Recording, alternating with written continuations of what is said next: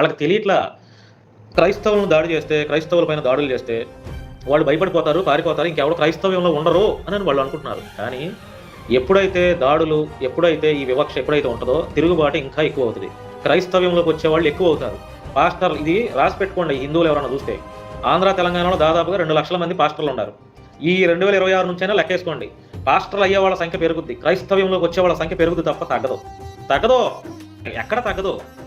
ఈరోజు క్రిస్టియన్స్ అంటే ఒక మాలామాదిగలు మాత్రమే అనుకుంటున్నారు చాలామంది. చాలా తప్పు. కమ్మ కులస్తుల్లో, కాపు కులస్తుల్లో, రెడ్డి కులస్తుల్లో, వెలమల్లో ఈ భారతదేశంలో ఎన్ని కులాలు అయితే ఉండే అన్ని కులాల్లో క్రిస్టియన్లు ఉన్నారు. ఎందుకు విస్తరించింది ఇంత క్రిస్టియానిటీ?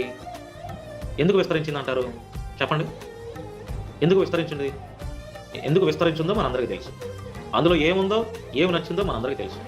అయినా ఎవరి అభిప్రాయాలు వాళ్ళు, ఎవరు ఏ మతంలో అయినా నచ్చినట్టుగా ఉండొచ్చు. కాదు కదా, అదేం తప్పు కాదు కదా.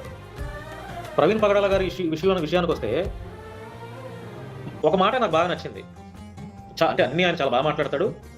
మనిషిని హిందువుగా చూడొద్దు, ముస్లింగా చూడొద్దు, క్రిస్టియన్గా చూడొద్దు, ఫస్ట్ మనిషిని మనిషిగా చూడండి. అది ఎంత మాట! అసలు చాలా బ్రహ్మాండమైన లోతుగా ఆలోచన చేస్తే చాలా బాగుంటుంది ఆ మాటలో, లోతుగా ఆలోచన చేస్తే.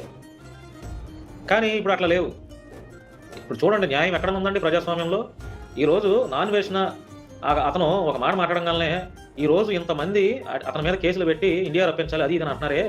బైబిల్ గ్రంథాలని, యేసుప్రభుని, మేరీ మాతని, టోటల్ క్రిస్టియానిటీని నోటితో చెప్పలేనటువంటి బూతులు మాట్లాడుతున్న వాళ్ళపైన కేసులు పెట్టినా కూడా స్పందించని పోలీసు.